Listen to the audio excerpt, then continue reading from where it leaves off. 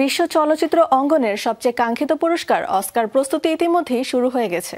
৯৮তম academy অ্যাওয়ার্ডের জন্য বেশ কিছু বিভাগে সিনেমাও জমা পড়েছে। সেই ধারাবাহিকতায় এবার যুক্ত হলো এপার ওপার দুই বাংলা। সম্প্রতি অস্কার কোয়ালিফাইং উৎসবে পুরস্কৃত হয়েছে বাংলাদেশের আই থিংক অ্যাবাউট কাশেম। অন্যদিকে টলিউডের রীতা ভরিকে নিয়ে প্রথমবারের অস্কারে যাচ্ছে পাপুয়া নিউ গিনির সিনেমা। পূর্ণদৈর্ঘ্য সিনেমা মাটি প্রজাদেশে নির্মাণ করে দেশ বিদেশে খ্যাতি অর্জন করেছিলেন নির্মাতা বিজন ইমতিয়াজ। এবার তার স্বল্পদৈর্ঘ্য চলচ্চিত্র আই থিংক অ্যাবাউট কাশেম এনে দিল বড় অর্জন।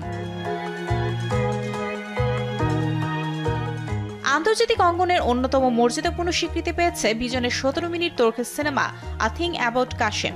সিনেমাটি সম্প্রতি যুক্তরাষ্ট্রের Oscar qualifying road island international film ফেস্টিভ্যালে অল্টারনেটিভ স্পিরিট শাখায় গ্র্যান্ড প্রাইজ অর্জন করেছে।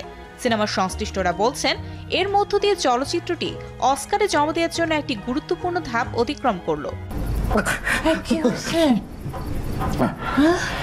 আই থিংক অ্যাবাউট কাশেমে ফুটে উঠেছে মানুষের ভেতর লুকিয়ে থাকা আরেকটি অচেনা সত্তার মুখোমুখি হওয়ার অভিজ্ঞতা।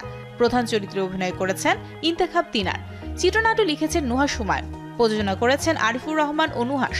সিনেমাটি ইতিমধ্যেই স্পেনের ক্যাপস্টিকা, নিউ ইয়র্কের ৪৮তম Asian American international film festival, লস অ্যাঞ্জেলেসের ডাইভার্সিটি ফিল্ম ফেস্টিভ্যালে প্রদর্শিত হয়েছে।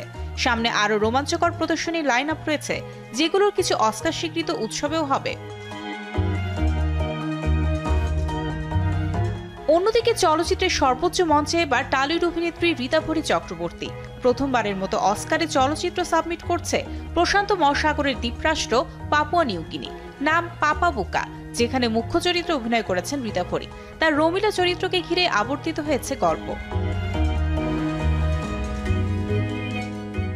দ্বিতীয় বিশ্বযুদ্ধ চলাকালীন সময়ের প্রেক্ষাপটে এটি নির্মাণ করেছেন ভারতীয় নির্মাতা বিজু কুমার দামোদরন। পর্দায় তিনি তুলে ধরেছেন সে যুদ্ধবিধ্বস্ত সময়ের এক সত্য ঘটনা, যেখানে ভারত ও পাপুয়া নিউগিনির মধ্যে সেতুবন্ধন, বিসর্জন আর মানবিকতার গল্প ফুটে উঠেছে। চলতি বছর সেপ্টেম্বরে স্বাধীনতার সুবর্ণ জয়ন্তী উদযাপন করতে চলেছে পাপুয়া নিউগিনি।